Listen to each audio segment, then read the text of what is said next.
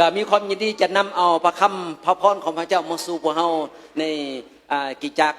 ขอบครัวกิจจักรไสสว่างของเฮาและขอบใจทางคณะสีบานคณะธรรมกิจพร้อมด้วยพี่น้องทุกคนที่ในการได้ต้อนรับแล้วก็ได้มาร่วมนมัสการพระเจ้าในวันนี้เป็นครั้งที่ของปี2026ที่มีโอกาสมาเยี่ยมยามพวกเฮาที่นี่เนาะก็เสร็จแล้วกันว่าพระเจ้าทรงนำพวกเฮามาที่นี่ในโอกาสนี้ก็มีความต้อนรับพี่น้องเขาสู่พระคำศักดิ์สิทธิ์ของพระเจ้านอกขอเชิญพี่น้องได้สงบแล้วก็เพื่อจะรับพระพรเพื่อจะรับพระคำเพื่อจะรับการเปิดเผยจากพระคำของพระเจ้ารวมกันดังนั้นโอกาสนี้เพื่อเป็นความเอกภาพและเพื่อความเป็นน้ำเนื้อเดียวกันในการเฮารวมกันในการรับพระพรด้วยพระคำ1 โยฮันบทที่4ข้อที่4เนาะในพระคัมภีร์ศักดิ์สิทธิ์ของพระเจ้าพระคัมภีร์ใหม่ในพระ1 โยฮันบทที่4ข้อที่4เนาะอย่าอ่านอย่าพี่น้องสะดวกก็เชิญอ่านร่วมกันแล้วกันพี่น้องมีโอกาสได้อ่านร่วมกันก็ได้เนาะอยู่ในพระคัมภีร์ศักดิ์สิทธิ์ของพระเจ้า1 โยฮันบทที่4ข้อที่4ทรงกล่าวไว้นี่ลูกน้อยทั้งหลายเอ๋ยส่วนเจ้าทั้งหลายก็เป็นฝ่ายพระเจ้าและได้ชนะเขาเหล่านั้นแล้วเพราะว่าพระองค์ผู้ทรงสถิตอยู่ในพวกเจ้าก็ทรงเป็นใหญ่กว่าผู้นั้นที่อยู่ในโลกมองกันพรอธิษฐานอีกทีเนาะขอการทรงนำอีกทีหนึ่งพระเจ้าพิดาขอในสรรเสริญนมัสการพระองค์ขอพระเจ้าสละการทรงใส่ทรงนำให้พวกเรามาอยู่ทรงนาพระพักของพระเจ้าที่นี่เพื่อต่อประสงค์อยากรับการเปิดเผยจากตัวคำศักดิ์สิทธิ์ของพระเจ้าเพื่อจะรับการคำตอบต่อประสงค์นะครับการเปลี่ยนแปลงและรับกันนิมิตและเป้าหมายอันชัดเจนมาจากองค์พระวิญญาณสุเจ้าดังนั้นเสริญพงเป็นผู้กล่าวเปิดตาใจภายในของหน่อยสว่างขึ้นและขอทรงทำงานภายในจิตใจจิตวิญญาณของทั้งหลายเพื่อจะโน้มน้าวเขาสู่พระคำของพระเจ้าเพื่อจะโน้มน้าวเขาสู่การเปิดเผยจากพระเจ้าขอเสริญพงทรงกล่าวแต่ละคนและสัมผัสแต่ละคนและทรงสำแดงมาสังกัดปฏิญาณการสร้างของพระเจ้าเกิดขึ้นท่ามกลางที่นี้ด้วยทูลขอการทรงนำจากพระบิดาเจ้าโดยความเสื่อในน้ำพระสุเจ้าอาเมนวันนี้อาจารย์ไซโคว่าพระเจ้าอยู่ในเฮาทรงยิ่งใหญ่เนาะเมื่อกี้บทเพลงก็ว่าพระเจ้าทรงยิ่งใหญ่เนาะเมื่อนี้อยากความเอกภาพกับพี่น้องตื่นว่าอยู่ในพระ1 โยฮันบทที่4ข้อ4ว่าพระเจ้าอยู่ในเฮาก็เป็นผู้ใหญ่กว่าทุกสิ่งล่ะเนาะในโลกนี้ทุกสิ่งเลยคนที่เชื่อในพระเจ้าแท้พี่น้องจะอยู่ไสเวลาใดหรืออยู่ในกรณีใดหรืออยู่ในสภาพใดอยู่เหตุการณ์ใดก็ตามเกิดขึ้นก็ตามจะมีคำตอบเสมอท่านคนฮักพระเจ้าแท้คนที่มีความเชื่อแท้พี่น้องหมายว่าตกน้ำบ่ไหลตกไฟบ่ไหม้พุ่นแหละพี่น้องอย่าว่าปานนั้นพุ่นแหละคนในพระเจ้าแท้ๆได้พี่น้องจะมีชัยชนะจะมีความสำเร็จจะมีทั้งออกจะมีการแก้ไขในทุกกรณีจะเรื่องนักเรื่องเบาก็ตามเรื่องยากเรื่องง่ายก็ตามสำหรับคนที่ฮักพระเจ้าคนที่มีความเชื่อแท้ๆคนอยู่ในพระเจ้าแท้ๆเพราะว่าพระเจ้าอยู่ในเฮาก็ทรงยิ่งใหญ่เด้มาว่าหอบด้านเลยแหละสามารถมีทางแก้ไขได้เพราะว่าเฮาว่าพระเจ้าทรงยิ่งใหญ่เด้สามารถเฮ็ดให้เฮามีชัยชนะสามารถให้เฮามีความสำเร็จสามารถให้เฮาได้มีคำตอบมีการแก้ไขเพราะว่าพระเยซูเจ้าทรงยิ่งใหญ่อยู่ในเฮาเพราะพระเจ้าอยู่ในเฮาผู้ทรงยิ่งใหญ่เด้พี่น้องแม่นบ่อันนี้ความจริงอยู่บ่พี่น้องว่ารู้สึกบ่พี่น้องผ่านมาพระเจ้าสัมผัสเฮาพระเจ้าได้รับเฮาเมื่ออธิษฐานเฮาได้รับคำตอบอันนี้เนาะเฮารู้สึกว่าพี่น้องเวลาเฮาได้รับการสัมผัสหรือเฮาได้รับคำตอบหรือว่าเฮาได้เห็นฤทธิ์เดชอำนาจของพระเจ้าเฮาสึกเลยว่าเฮาอยากสรรเสริญเฮาอยากขอบคุณพระเจ้าเฮาอยากกล่าวเลยว่าพระเจ้ายิ่งใหญ่นะพี่น้องแม่นบ่อันนี้เฮารู้สึกเวลานั้นได้พี่น้องแม่นบ่พี่น้องรู้สึกในนี้บ่เนาะเพราะว่าพระเจ้าเป็นผู้เข้ามาอยู่ในชีวิตของเฮานี่เป็นผู้ช่วยเฮาทางนั้นทรงยิ่งใหญ่บ่นะยิ่งใหญ่อยู่ในก้าวคนอื่นยิ่งใหญ่อยู่ในโลกบ่แม่นยิ่งใหญ่ที่ว่ามาอยู่ในเฮานี่เป็นผู้ยิ่งใหญ่พี่น้องมาช่วยเฮาถ้าพี่น้องเบิ่งในพระคัมภีร์โยฮันบทที่10ข้อ10ข้อเนาะว่าพระเยซูเจ้าทรงเป็นผู้เข้ามาในเฮานี่คือ1เนี่ยให้ชีวิตแล้วก็บ่พอยังให้ชีวิตยังครบบริบูรณ์อีกอาจารย์ก็เลยคิดถึงว่าผู้ใดที่เกิดลูกใหม่หั่นน่ะผู้ใดมีลูกมีเต้ามีลูกน้อยหั่นน่ะเมื่อเฮาเกิดลูกเด้อเป็นคนออกมาแล้วมีชีวิตแล้วก็ยังบ่พอก็ยังเลี้ยงดูก็ยังเบิ่งแยงก็ยังรักษาก็ยังป้อนข้าวป้อนน้ำแม่นบ่เหมือนกันพระเจ้าเฮาเหมือนกันพระเยซูเจ้าเข้ามาให้เฮามีชีวิตแล้วพระเจ้ายังอวยพรเฮามีชีวิตอย่างครบบริบูรณ์ ครบบริบูรณ์ว่าเมื่อเฮาต้องการสิ่งใดเฮาปรารถนาสิ่งใดเฮาขอสิ่งใดเฮาจำเป็นสิ่งใดในโลกนี้พระเจ้าอวยพรได้พระเจ้ามีคำตอบได้พระเจ้าสามารถช่วยเฮาได้พระเจ้าสามารถตอบเฮาได้บ่มีอันใดว่าพระเจ้าเฮ็ดบ่ได้ว่าครบบริบูรณ์ว่ามีคำตอบหมดทุกสิ่งนะพี่น้องว่าครบสุดนะพี่น้องเนาะมีอันใดเรื่องใดก็มีคำตอบเรื่องนักเรื่องเบาเรื่องยากเรื่องง่ายเรื่องใดก็มีคำตอบสำหรับพระเจ้า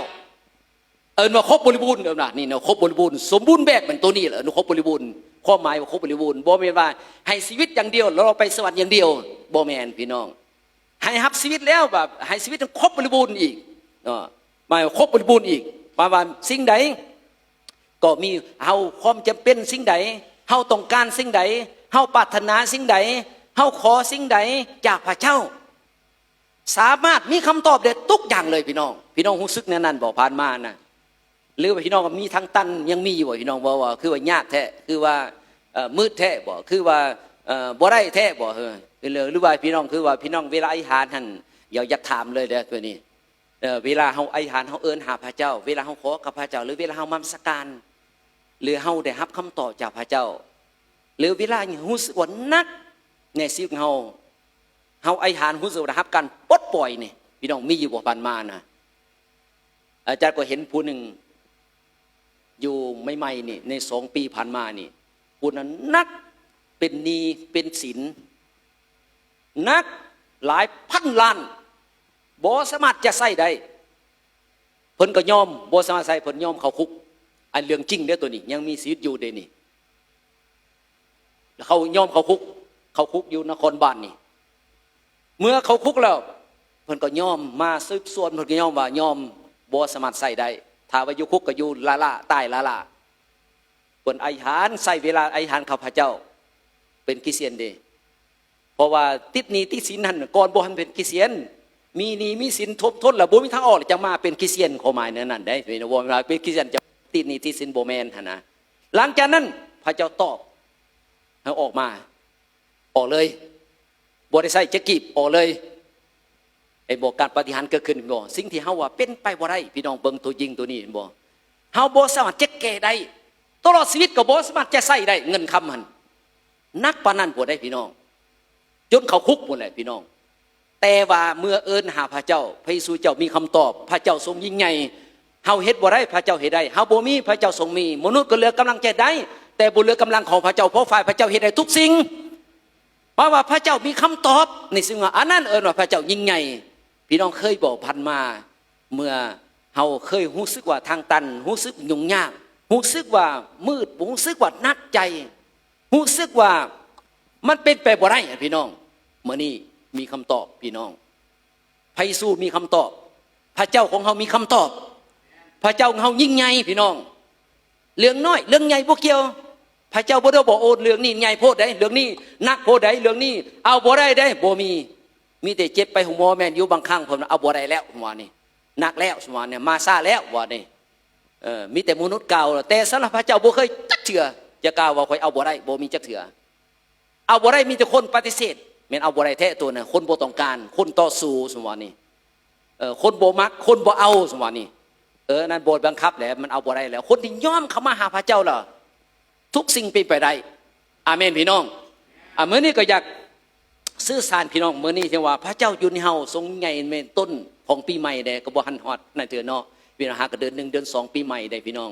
ก็อยากให้พี่น้องได้เข้าใจถึงจุดนี้ถึงว่าความฮักของพระเจ้าความยิ่งใหญ่ของพระเจ้าและในการสิ่งสิการครอบครองของพระเจ้าและคำตอบของพระเจ้าถึงว่าพระเจ้าให้เฮาเนี่ยรับชีวิตและชีวิตอย่างครบบริบูรณ์นะพี่น้องครบบริบูรณ์ข้อหมายว่าครบบริบูรณ์นั่นนะหมายว่าบ่มีสิ่งใดที่ว่าพระเจ้าบ่ช่วยบ่ได้พระเจ้าสามารถช่วยได้ในทุกกรณีในชีวิตของเฮาถ้าว่าเฮาอยู่ในคัมภีร์เมื่อเฮาถ่อมตัวลงเมื่อเข้ามาหาพระเจ้าเมื่อเฮายอมกับพระเจ้าเมื่อเฮาเปิดใจกับพระเจ้าเมื่อเฮาสารภาพกับพระเจ้าเมื่อเฮาเข้ามาหาพระเจ้าแล้วพระเจ้ามามีคำตอบแน่นอนอาเมนพี่น้องเข้ามาหาพระเจ้ามีคำตอบแน่นอนอันนี้ล่ะพี่น้องคำตอบครบบริบูรณ์เป็นเรื่องไหนพี่น้องเรื่องสุนาเรื่องพยาธิโลคาปัจจุบันมีหลายพยาธิที่ว่านักในตามเพิ่นเฮาประเสริฐอยู่แม่นบ่เรื่องโรคเอดส์ก็นักแก้บ่ได้เรื่องโรคมะเร็งก็นัก แก้บ่ได้เรื่องโลกอันนี้โลกอันนั้นอีกมีหลายโลกพี่น้องเนาะแต่พระอยู่ในเพนธรรมของพระเจ้าใน1 เปโตรบท 2:4เรื่องครบบูรณ์มาว่าเมื่อเขามาหาพระเจ้าพระเยซูเข้ามานี่สวยฮับเอาพญาติทุกชนิดฮับได้พี่น้องพระเยซูเจ้าสามารถฮับเอาพญาติของเฮาและปิ้นปัวของเฮาทุกชนิดฉะนั้นแหละพี่น้องเฮาเมื่อเฮามาเสือพระเจ้าเฮาจึงสามารถอธิษฐานได้แม่นบ่ไอ้มีอยู่พี่น้องผ่านมาเมื่อเฮาอธิษฐานเป็นเจ็บไข้ได้ป่วยหรือต่างๆเมื่อเฮาอธิษฐานพระเจ้าทรงตอบเฮาพระเจ้าปิ้นปัวเฮาพระเจ้าเยียวยารักษาเฮาพระเจ้าช่วยเฮาพี่น้องนี่ก็เพราะว่าพระเยซูเจ้าฮับเอาพญาติโลกาของเฮาไปแล้วมาเฮาได้ฮับการพูดสวยมาจากพระเจ้าแล้วฉะนั้นเฮาจึงสามารถอธิษฐานได้พี่น้องบ่อยู่เฮาไปอธิษฐานบ่ทันมีหยังบ่แม่นเด้เฮามีแล้วเฮาได้รับการปิ้นปัวจากพระเจ้าแล้วเฮามีรับการคำตอบมาจากพระเจ้าแล้วเฮามีแล้วการปิ้นปัวนะพี่น้องเพราะพระเยซูมารับเอาทุกคนที่เชื่อแม่นมีหมดอันนี้ฉะนั้นเฮาที่เชื่อพระเจ้าเฮาสามารถอธิษฐานได้เลยแม่นบ่พี่น้องหรือว่าใดๆหรือว่าจังรอทาจังซั่นนะผู้ใดเจ็บไข้ได้ป่วยหรือเฮาตัวเองเฮาเจ็บเฮาก็สามารถอธิษฐานเพื่อซึ่งกันและกันได้เฮาก็สามารถวางมือใส่ได้หลายคนได้รับการปิ้นปัวหลายคนได้คำตอบหลายคนได้รับการปิ้นปัวเยียวยารักษาบางคนก็นักจนหมอบ่เอาแล้วมาเมื่อการอธิษฐานกับพระเจ้าก็หายดีบางคนเป็นมะเร็งขั้นสุดท้ายแล้วก็รับการอธิษฐานพระเจ้าก็หายดีบางคนเป็นโรคเอดส์ก็บอดี้ในแทนหมอแต่เมื่อมาหาพระเจ้าพระเจ้าปิ้นปัวก็หายดีอาเมนพี่น้องแม้อันนี้แหละเพราะว่าพระเจ้ามาช่วยเฮาฮับเอาพญาติทุกชนิดของเฮาไปเลยดิเนาะแต่ว่าในนี้ก็เฮาสิบ่เจ็บจักเทื่อบ่เฮาสิบ่ตายบ่ก็บ่ว่าเพราะเฮาเป็นมนุษย์เนาะพี่น้องเพราะพระเจ้าให้สิทธิ์ให้เฮาในการอธิษฐานเด้นะในการอธิษฐานในการสารภาพในการมานมัสการเด้คันบ่เป็นหยังจักเทื่อก็ห้อยก็บ่จำเป็นจะมาโบสถ์แล้วจำเป็นจะเชื่อพระเจ้าให้หยังมีแต่อยู่สวรรค์พุ่นแหละเนาะอันนี้ฉะนั้นอันนี้แหละสิ่งที่ว่าพระเจ้ามาเพื่อช่วยเฮามีคำตอบทุกสิ่งคันบอกเนี่ยพ่อพระเจ้าอยู่ในเฮาทรงยิ่งใหญ่นี่แล้วช่วยให้ยังพี่น้องช่วยฮับเอาการสับแซงช่วยฮับเอาการปล่อยด่าของพวกเฮาไปช่วยฮับเอาปัญหาของพวกเฮาไปพี่น้องอ่านอยู่ในคาลาเตียบท3 ข้อ 13พระเยซูเจ้าได้ฮับเอาการสับแซงการปล่อยด่าของพวกเฮาที่ไม่กังเขนนั่นเนาะฉะนั้นโดยไม้กางเขนของพระเยซูเจ้าเฮาจึงประกาศชัยชนะได้ฉะนั้นเวลานี้ผู้เชื่อพระเจ้าเฮาจึงสามารถผู้ใดมีปัญหาจะสามารถอธิษฐานรับการปลดปล่อยผู้ที่มีปัญหาต่างๆนะพี่น้องสามารถแก้ไขได้พี่น้องเปลี่ยนสิ่งให้กลายเป็นดีเปลี่ยนสิ่งเบาเปลี่ยนสิ่งยากให้เป็นง่ายสิ่งหนักให้เป็นเบาได้หลายคนมาเฮากันเป็นบ่ก็มีรับการเปลี่ยนแปลงได้เพราะว่าเฮามีแต่เฮาได้รับการปลดปล่อยจากการสาปแช่งเลยเด้เฮาได้รับการปลดปล่อยจากการ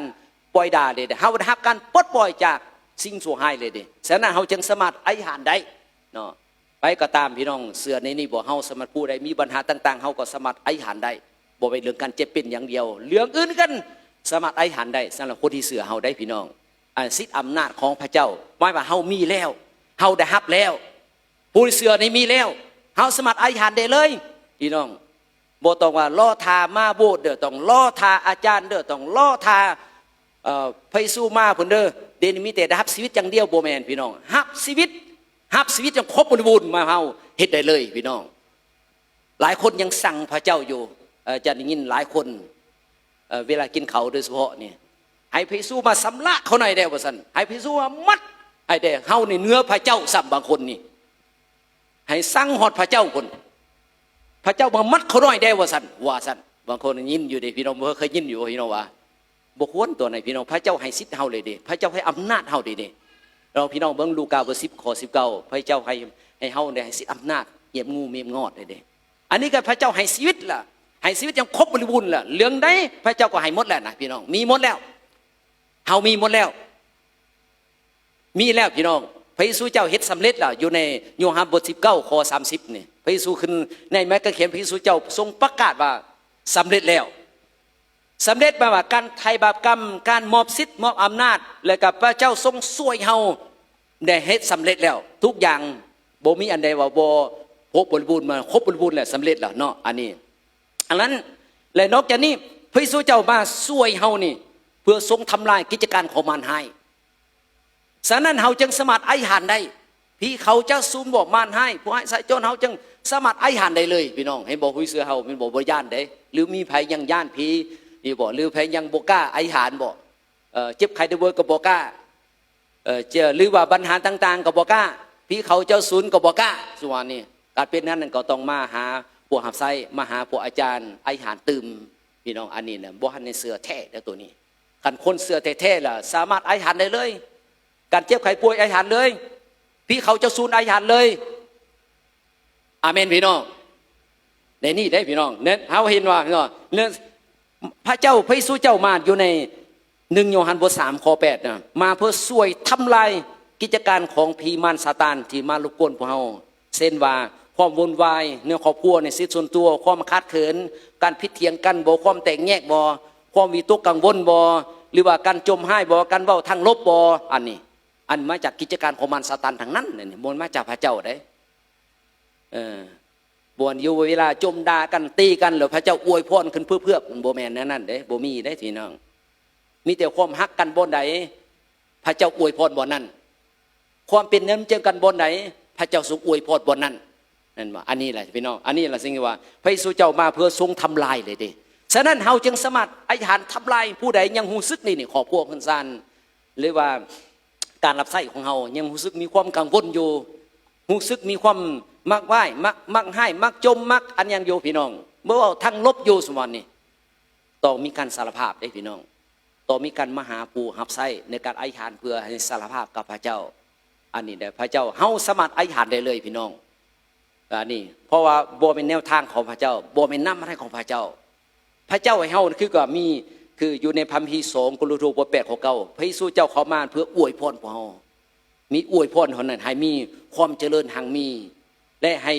เฮามีสันสุขเท่านั้นพี่น้องให้มีความเป็นน้ำจีกันเท่านั้นฉะนั้นเฮาจึงสามารถอธิษฐานเห็นบอกพระพี่ว่าเฮาอวยพรกันและกันเห็นบ่ขอพระเจ้าอวยพรเห็นบ่เฮาจึงเว้านั้นเห็นบ่เอาบ่ได้เว้าเรื่องอื่นได้พี่น้องอันนี้ล่ะสิ่งเฮาสามารถอวยพรกันได้เพราะว่าพระเจ้ามานี่ให้ความหังมีแก่เฮามีแล้วให้พระพรแก่เฮามีแล้วเฮาสามารถอวยพรคนอื่นได้เพราะเฮามีพระพรจากพระเจ้าแล้วเฮามีพระเจ้าแล้วเฮาจึงสามารถอวยพรคนอื่นได้พี่น้องฉะนั้นเฮาจึงว่าพระเจ้าอวยพรเด้อเพราะว่ามันก็บ่ผิดผิดเพราะเฮามีพระพรเลยดิเฮาสามารถอวยพรคนอื่นได้เนาะอันนี้ก็เป็นอันนั้นบัดนี้ถ้าว่าเฮาอยากได้ถึงเก่านี้พี่น้องก็ต้องมีความเชื่อในพระเจ้าอันสองนี่เฮาต้องมีความเชื่อในพระเจ้ามีการกระทำมีความเชื่อก็บ่แล้วบ่มีความเชื่ออยู่ซื่อๆบ่ได้พี่น้องรอไปสวรรค์บ่แม่นเด้มีความเชื่อและมีการกระทำจึงมีคำตอบมีการกระทำในไหนพี่น้องคันเฮาเบิ่งในพระคัมภีร์สุภาษิตบทที่18 ข้อ 11อันนึงนี่คือว่าเฮาจะมีความเชื่อในไหนคือว่าต้องโดยการกระทำด้วยคำเว้าของเฮาทำอิฐเฮาต้องเว้าออกมาเฮาต้องกล่าวออกมาเฮาต้อง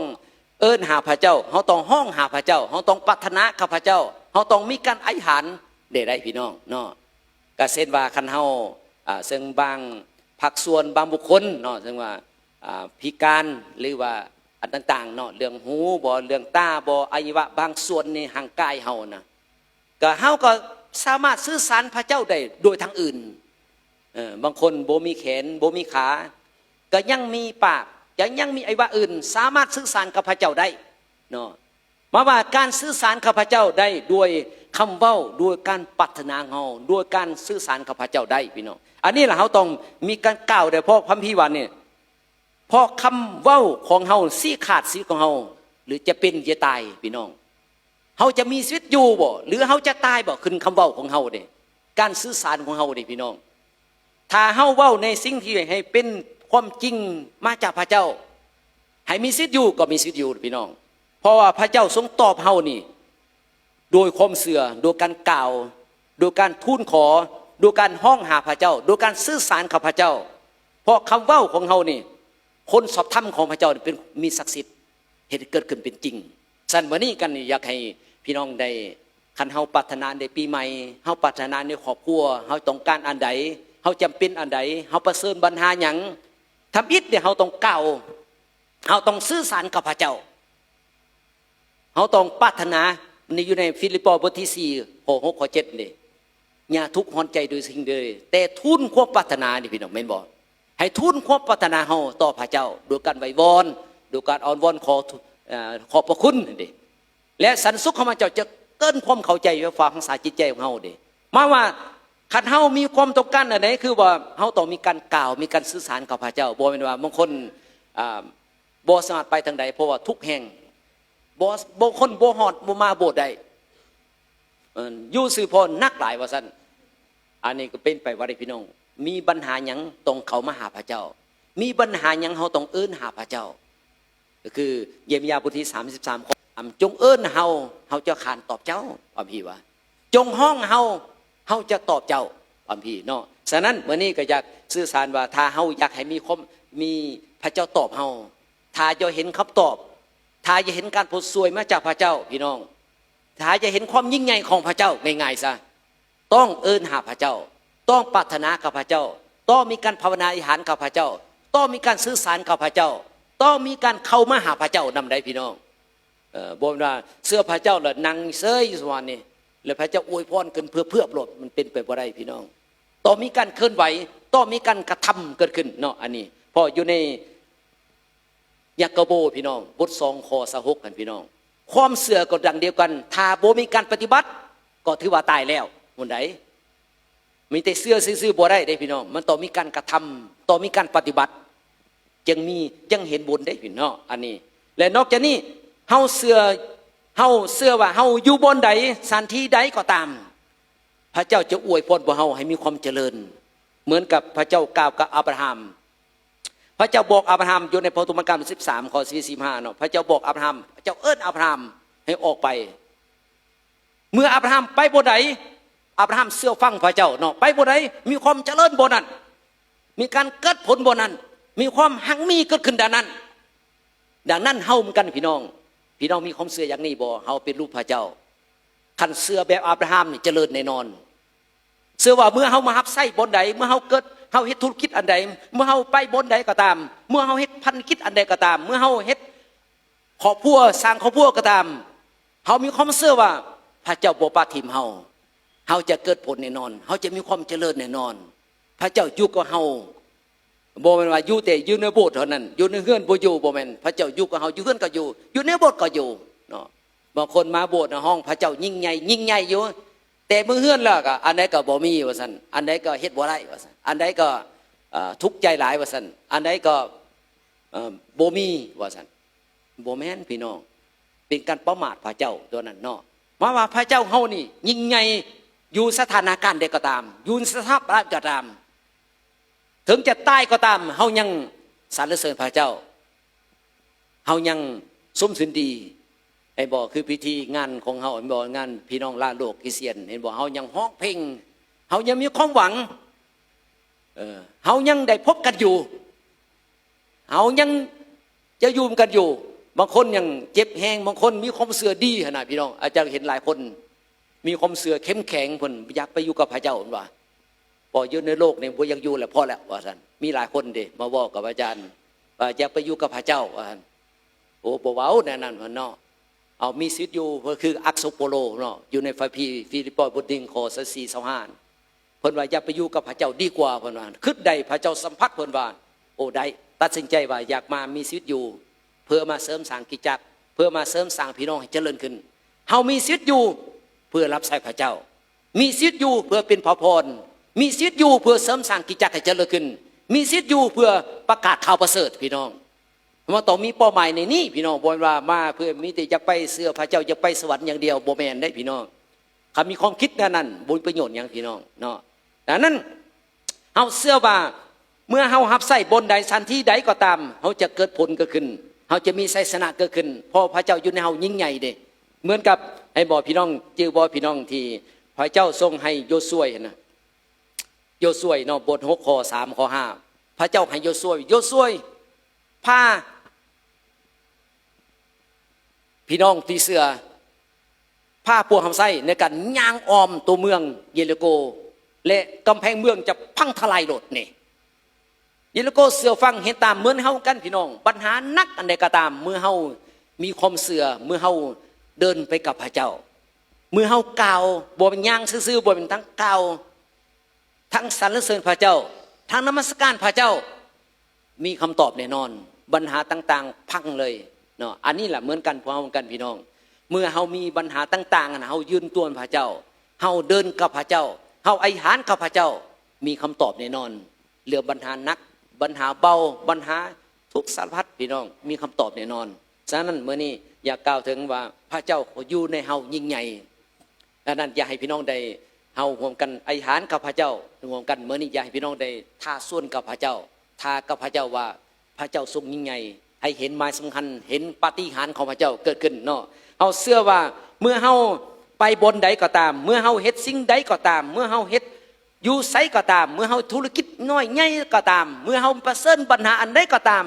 เฮาต้องเชื่อว่าพระเจ้าอยู่ในเฮายิ่งใหญ่เฮาต้องปรารถนากับพระเจ้าว่าต้องการอยากให้มีคำตอบต้องการอยากให้มีทางออกต้องการอยากให้มีความเชื่อดีกว่านี้เกิดไปต้นในปีใหม่พี่น้องเฮาต้องมีเป้าหมายของเฮาได้พี่น้องบ่ได้ยึดบทเก่าบ่แม่นเด้เฮาต้องก้าวกับพระเจ้าว่าเขาน้อยอยากมีความเชื่อใหญ่กว่านี้อยากมีการพัฒนาหลายกว่านี้อยากมีพระพรหลายกว่านี้อยากมีความเข้มแข็งหลายกว่านี้อยากใกล้ชิดกับพระเจ้าหลายกว่านี้อยากมีคำตอบหลายกว่านี้อยากได้รับการเปิดเผยจากพระเจ้าหลายกว่านี้อยากมีการพัฒนาหลายกว่านี้อยากมีสิทธิการไปอยู่หลายกว่านี้ว่านี่เขาต้องมีการควบเป้าหมายของนี่พี่น้องบนว่าย่ำได้ก็พอแล้วอยู่สำนีแล้วบ่แม่พี่น้องคันว่าเรื่องกิจจักก็อย่าให้เติบโตหลายกว่านี้อย่ามีการพัฒนาหลายกว่านี้อย่าคนเพิ่มหลายกว่านี้อย่าขยายหลายกว่านี้ขอพวกเฮากันพระเจ้าให้เป็นพระพรหลายกว่านี้ปีนี้มีความเสื่อขนาดนี้พี่น้องเขาต้องก้าวกับพระเจ้าว่าเขาจะก้าวไปกับพระเจ้าหลายกว่านี้อย่ามีความเสื่อหลายกว่านี้อย่าได้รับการเปิดเผยจากพระเจ้าหลายกว่านี้เขาบ่มีกันสุดๆพี่น้องเขาต้องมีความปรารถนาอย่างนี้พี่น้องเขาต้องก้าวได้พี่น้องเขาบ่นบางคนว่าโอ้พระเจ้าฮู้แล้วเรื่องพระเจ้าฮู้หมดเขาบ่นก้าวพระเจ้าฮู้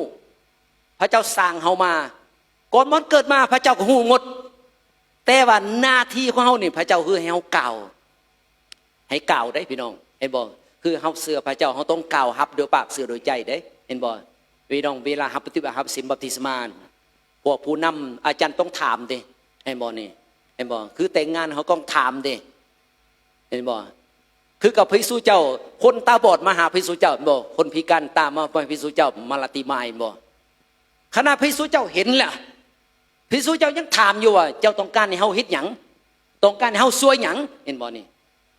คนตาบอดเขาน้อยอยากเห็นหงส์นี่บ่ต้องได้กล่าวเลยพี่น้องมื้อนี้ก็อยากพี่น้องได้กล่าวปรารถนาได้กับพระเจ้าคือพระพี่ว่าอย่าทุกข์ร้อนใจซึ่งแต่ทูลความปรารถนาได้พี่น้องเห็นบ่ให้ทูลให้กล่าวให้เว้าให้ปรารถนากับพระเจ้าต้องการสิ่งใดจงขอพระพี่ว่าและสิ่งนั้นจะเกิดมีแก่เจ้าพระพี่ว่ามันต้องการสิ่งใดนิมิตอยู่เด้อบ่แม่นได้พี่น้องต้องการสิ่งใดขอให้ปรารถนาให้เอิ้นหาพระเจ้าพี่น้องมื้อนี้อยากให้พี่น้องได้เป็นขบวนการในการปรารถนากับพระเจ้าในพันธกิจของเฮาในกิจจักรของเฮาในธุรกิจของเฮาในการหาไส้ของเฮาหรือในครอบครัวของเฮาพี่น้องให้ร่วมกันอธิษฐานเสือเหลือเกินว่าพระเจ้าพร้อมจะฟังเฮาพร้อมและจะตอบเฮาพร้อมจะช่วยเฮาพอพระเยซูเจ้าอยู่ในเฮาบนยุละลาอยู่เพื่อช่วยเฮาอาเมนพี่น้องพระเจ้าอยู่ในเฮาเนี่ยพี่น้องมาช่วยเฮาได้พี่น้องเป็นพระผู้ช่วยในองค์พระวิญญาณพระเจ้าเด้พี่น้องอ่านอยู่ในโยฮันบท14ข้อ17นะมาอยู่กับเฮาอยู่ในเฮามาเป็นพระผู้ช่วยในสิ่งของเฮาได้พี่น้องเนาะฉะนั้นเมื่อนี้ในปีใหม่นี่พี่น้องได้เป็นขบวนการในการภาวนาอธิษฐานได้พี่น้องเห็นเมื่อกี้พี่น้องได้การอธิษฐานหลายคนก็บ่อยากอธิษฐานซ้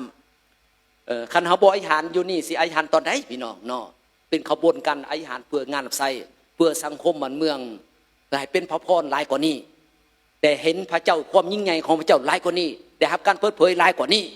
ได้มีความเชื่อหลายกว่านี้มีการพัฒนาหลายกว่านี้ให้ใหญ่ขึ้นในพระเจ้าหลายกว่านี้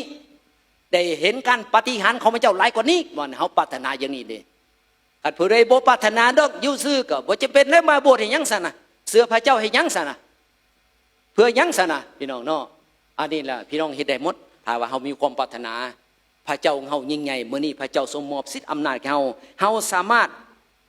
รับความเจริญเกิดขึ้นเฮาสามารถรับคำตอบของพระเจ้าเกิดขึ้นเฮาสามารถเห็นฤทธิ์เดชอำนาจของพระเจ้ากับปฏิหารการแสดงของพระเจ้าได้พี่น้องเมื่อเฮามีความเชื่อในพระคัมภีร์ของพระเจ้าว่าพระเยซูเจ้ามาอยู่ในเฮาช่วยเฮาทุกสิ่งช่วยเฮาได้ทุกอย่าง และพระเยซูเจ้าเฮ็ดสำเร็จแล้วที่แมกกางเขนเพื่อเฮาแล้วเนาะดังนั้นในโอกาสนี้อยากเชิญบรรดาท่านทุกคนเนาะเอาลุกยืนขึ้นเฮาจะอธิษฐานกับพระเจ้าดีบ่พี่น้องเป็นห่วมกันพรอธิษฐานกับพระเจ้าเป็นเสียงด้วยกันเนาะพี่น้องในการใช้เวลาในการอธิษฐานกับพระเจ้าย้ายพี่น้องได้พี่น้องยกมือขึ้นสู่สวรรค์ของพระเจ้าให้พี่น้องได้บ่ต้องคิดเรื่องอื่นบ่ต้องเบิ่งคนอื่นพี่น้องเฮากับพระเจ้าเฮาปรารถนากับพระเจ้ามีบ่คำอธิษฐานของเฮามีบ่คำทูลขอของเฮามีบ่ความปรารถนาของเฮาการของเฮาต้องการของเฮามีบ่ความจำเป็นของเฮามีบ่พี่น้องมีบ่พี่น้องให้อธิษฐานกับพระเจ้าให้อธิษฐานกับพระเจ้าเฮากับพระเจ้าเพราะว่าพระเจ้าว่าจงขอและเจ้าจะได้รับจงซอกและเฮาจะได้พบจงเคาะและพระเจ้าจะทรงไขให้เนาะพี่น้องเพราะทุกคนจะมันขอก็จะได้รับเพราะทุกคนมันซอกก็จะได้พบดิพี่น้องเนาะอันนี้คือและพระเจ้าสัญญากับพวกเฮาว่าเมื่อเฮาปรารถนาสิ่งใดเมื่อเฮาขอสิ่งใดก็จะได้รับสิ่งนั้นเนาะดังนั้นในโอกาสนี้อย่าให้พวกเราทุกคนได้ใช้เวลาในการอธิษฐานกับพระเจ้าเรื่องครอบครัวเงินซานสิกาปิลูกเต้าผัวเมียการเรียนการศึกษาของเฮาเรื่องธุรกิจการงานเฮาเรื่องน้อยเรื่องใหญ่เรื่องหนักเรื่องเบาเรื่องหยังก็ตามพี่น้องและเรื่องครอบครัวเงินซานและการรับใช้ภารกิจหรือกิจจักรของเฮาพี่น้องอันใดพี่น้องก็ตามให้พวกเราได้ใช้เวลาในการอธิษฐานกับพระเจ้าปรารถนากับพระเจ้าและในการอธิษฐานขอกับพระเจ้าเฮาให้เฮาได้ปรารถนากับพระเจ้าต้องการอยากมีความเสื่อหลายกว่านี้ต้องการอยากมีการพระพรหลายกว่านี้ต้องการอยากมีการพัฒนาหลายกว่านี้ต้องการให้พระเจ้าทรงอวยพรหลายกว่านี้ต้องการอยากเห็นฤทธิ์อำนาจของพระเจ้าหลายกว่านี้ต้องการอยากรับใช้พระเจ้าหลายกว่านี้ต้องการอยากรับสันติสุขของพระเจ้าหลายกว่านี้ต้องการอยากมีสิปัญญาหลายกว่านี้ต้องการอยากมีพระพรหลายกว่านี้พี่น้องให้ปรารถนากับพระเจ้าเสริมกันทุกสิ่งเหล่านี้พระเจ้าทรงอวยพรของเฮาพระเจ้าเข้ามาในเฮานี่ทรงยิ่งใหญ่พระเจ้าให้ชีวิตจังครบบริบูรณ์แก่เฮามีทุกอย่างแก่สิ่งของเฮาในเวลานี้และเรื่องการเจ็บไข้ได้ป่วยกันเสริมกันว่ามื้อนี้พระเจ้าพร้อมแล้วจะช่วยเฮาจะตอบเฮาจะเมตตาเฮาจะสัมผัสจะสำแดงหมายสังหารปาฏิหาริย์การอาสันของพระเจ้าจะเกิดขึ้นท่ามกลางเมื่อเฮาปรารถนาเมื่อเฮาขอดูความเชื่อ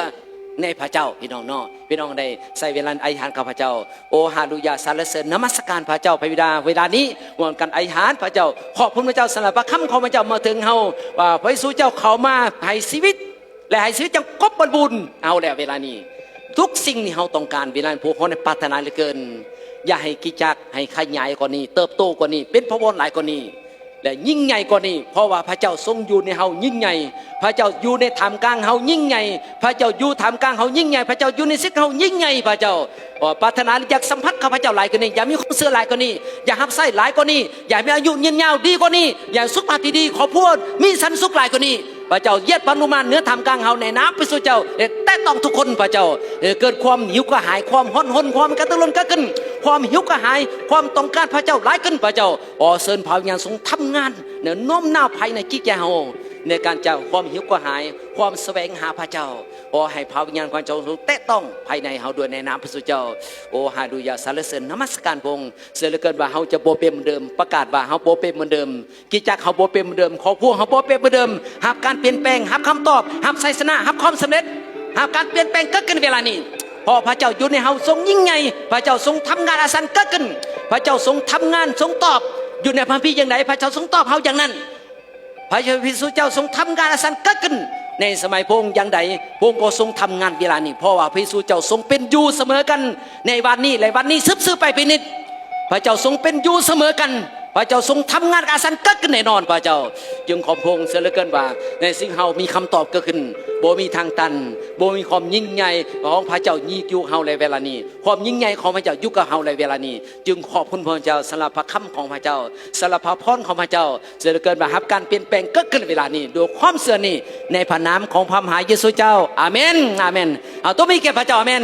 เชิญพี่น้องทางเนาะพระเจ้าพรขอให้พระพรสันสุขของพระเจ้าอยู่กับเราตลอดไปในนามพระเจ้าอาเมนอาเมน